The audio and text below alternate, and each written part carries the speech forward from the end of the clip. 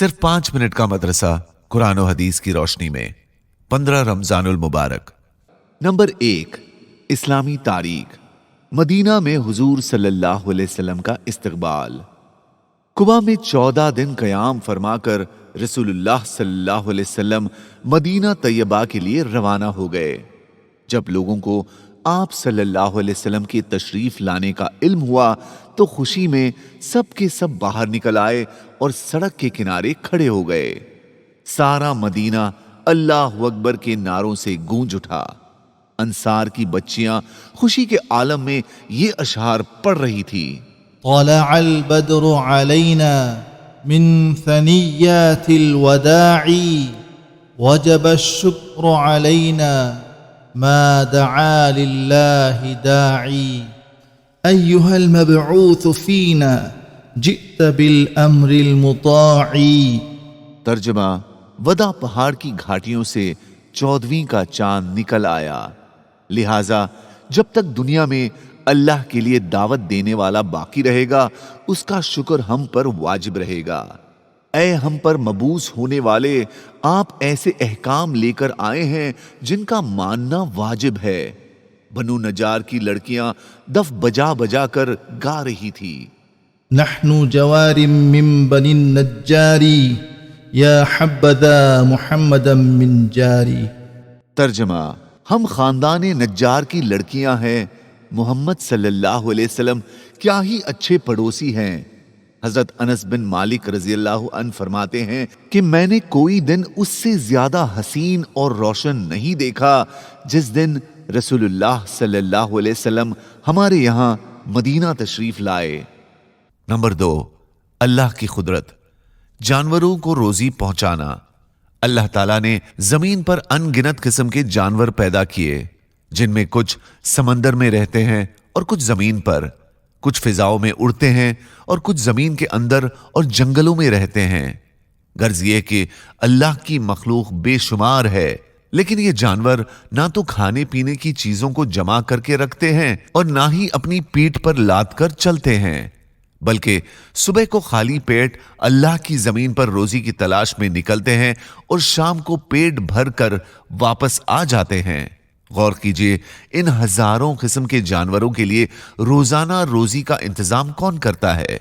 कुरान में है, और कितने ही जानवर ऐसे हैं जो अपनी रोजी उठाए नहीं फिरते, बल्कि अल्लाह ही उनको और तुमको रोजी देता है।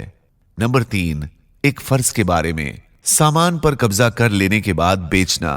रसूलुल्लाह सल्लल्लाहु अलैहि वसल्लम ने फरमाया, जो शख्स कोई गल्ला खरीदे तो उसको ना बेचे जब तक कि उस पर कब्जा न कर ले।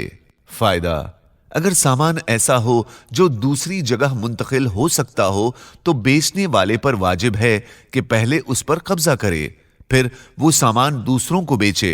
कब्जा करने से पहले सामान को बेचना दुरुस्त नहीं। नंबर 4, एक सुन्नत के बारे में। एतिकाफ। रसूलुल्लाह सल्लल्लाहु अलैहि वसल्लम हर साल रमजान के आखिरी अशरा में एतिकाफ फरमाया करते थे। नंबर 5, एक अहम अमल की फजीलत।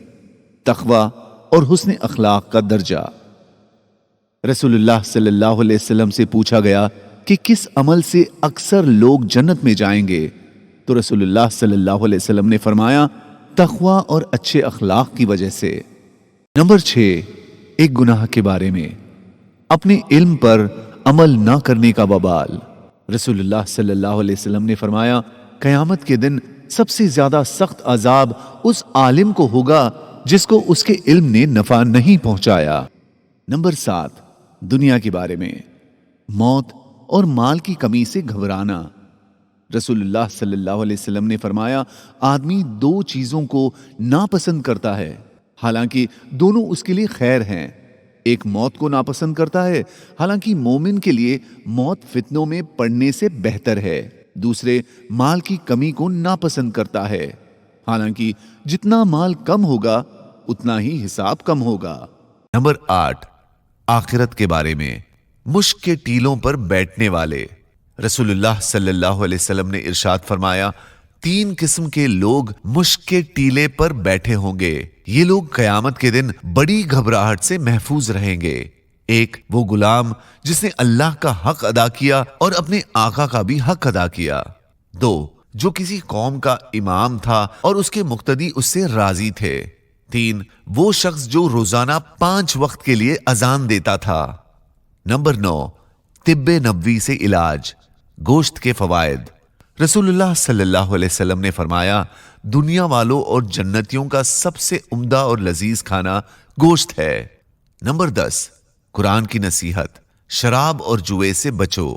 قرآن میں اللہ تعالیٰ فرماتا ہے، شیطان تو یہی چاہتا ہے کہ شراب اور جوئے کے ذریعے تمہارے درمیان دشمنی اور بغض ڈال دے اور تم کو اللہ کے ذکر اور نماز ادا کرنے سے روک دے۔ تو کیا اب بھی تم ان باتوں سے باز نہیں آؤ گے؟ جزاک اللہ۔